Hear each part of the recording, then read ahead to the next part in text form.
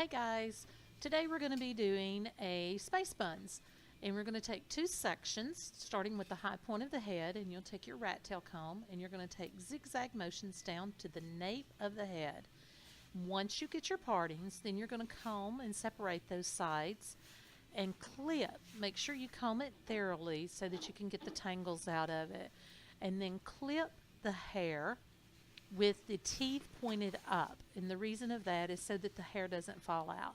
And then take your other side as well. See, you have the section where it looks like zigzag, and it'll look better when we get the space buns put in, but you want to take the other side and clip it out of the way while you work on one side. Remember, keep the tail of the clip pointing up so that the hair doesn't fall out and get in your way of doing the other side of the head. So now we're going to comb the hair out thoroughly. You're going to take your Sound Via paddle brush and get all of the tangles out. I like to do the flat paddle brush to kind of separate those tangles out, and then I'll start with my finishing brush to add a lot of shine to the hair. Again, you want to comb and make sure you get all those tangles out of the hair, holding that with your palm up. Then you will take your polishing or finishing brush. I like to use the Sound Via or the Tear Sheet in that Sound Via brush, and that really lets you gather the hair up, and it leaves a lot of polish and a lot of shine to the hair. And as you can see, I'm holding it pretty taut with my hand and combing it out. Now I'm going to take a clear elastic, because of course we're working with blonde hair, and so we're going to take that clear elastic, as you can see, and we're going to do a couple of loops around the top of the head there. You want to come about 2 inches from the high point of the head. As you can see, we're going to wrap that around. This is really easy. It's really cute, fun, little trendy thing to do for festivals. And now what we're going to do is I'm going to take my polishing brush again, and we're going to do the other side. We're going to do it the same way. And the reason I like to go ahead and pin it up into my ponytails is I like to make sure I've got good balance on each side of the head. And again, like I said, you can see here my palm is hand up. That way you get more control of the hair and more polish and more shine. Now you can see where we took that zigzag parting with using our rat tail comb. Now we're going to take, you can also use a bungee cord, but now we're going to take the clear elastic, and again, about 1 inch from the head, and we're going to wrap it around the pony for a couple of loops. Like I said, you can also do and use a bungee cord, but I personally, in order to get it a little more tight, I like to use the clear elastics and then comb that out. And you can see how more balanced it is. And as you can see, you turn her away and it's the same section on top of the head, and you've got that cute little part for something fun. It's good for festivals, for the weekends, just something cool. Now I'm going to take my rat tail comb again, and I'm going to divide the hair. I'm just going to do a classic braid here, and we're just going to braid it all the way down. As you can see, we've got 2 sections. We're going to do the fishtail braid, and we're going to go all the way down. And the way you do a fishtail braid is you take your 2 sections, divide them like I did, and you're going to pull from each side to the other side, crossing over just a little section at a time.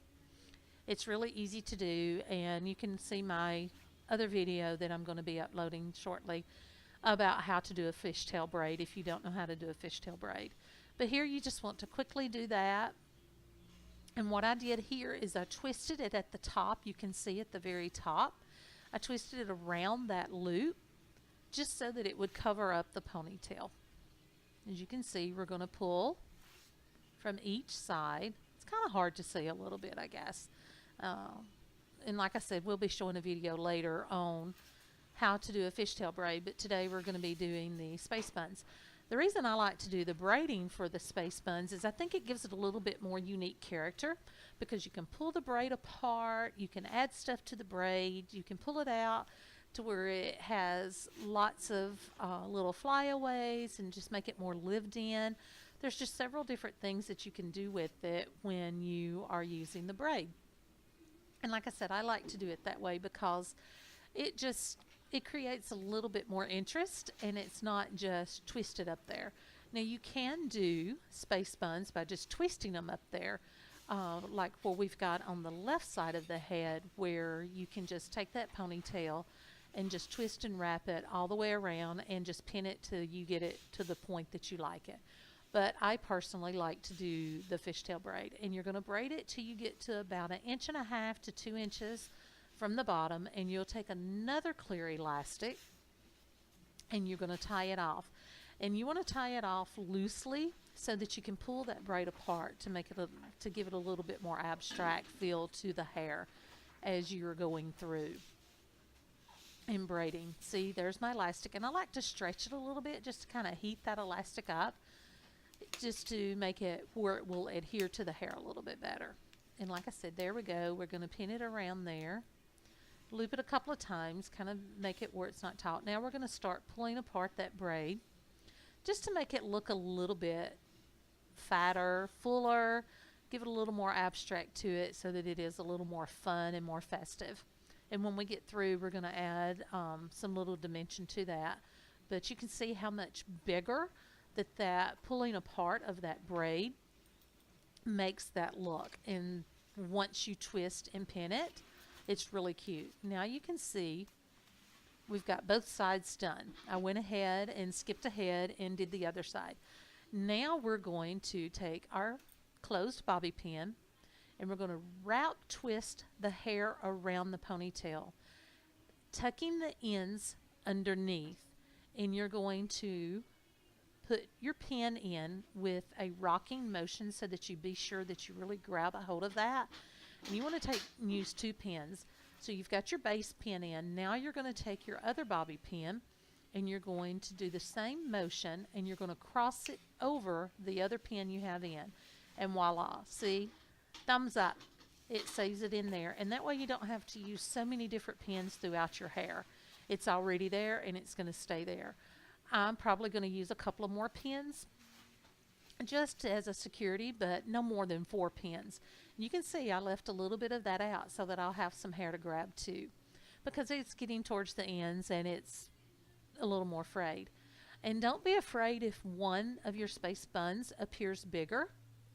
It doesn't matter. We're going to fix that in just a moment. See, I've got my 2 bobby pins, and now we're going to rock that in and we're going to pin that through. Now you're going to take your second pin and you're going to cross over the other pin. And one of the reasons you want to cross over is it helps to create more of a base.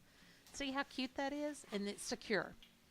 Now if you were going out to this afternoon, you could leave it like that, but we're going to finish it off with our Redken's Control Addict 28, just to add a little bit of spray to it, to give it a little bit more hold. Not much, as you can see I did not use much. I'm going to use one more pin just to give it a little more security right there, because it felt like it was going to be loose. And that's just a personal preference for you, how you feel that it may need to be done. And now we're going to take our pink pewter. Love, love, love these things. These are the most adorable hair accessories. They don't require clips or anything. They have a Velcro bottom. And you'll be able to see me in just a minute how I'm putting these in the hair. And you just kind of lay them in and they adhere to the hair. See how cute? See, I can't wait to show you the front when we get through. Here we go. We're going to put another set in the back. See? They are so cute, and they've just got a little bit of that Velcro on the back.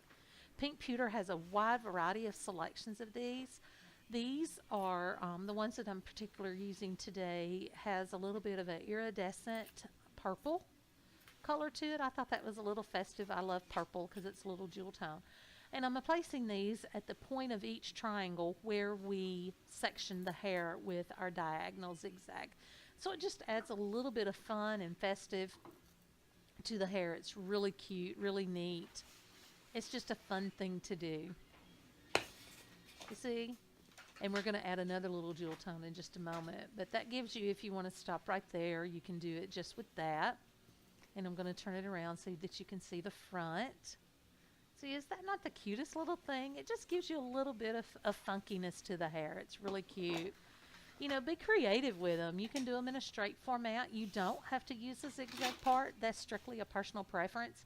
But I'm one of these, hey, be different. I like the difference in using the zigzag parting because I just think it creates more character.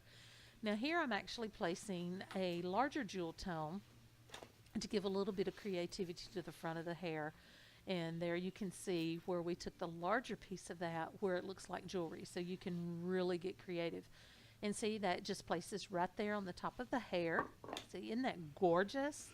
And it just creates a little bit of more fun dimension. Who says all of that? So thanks for watching.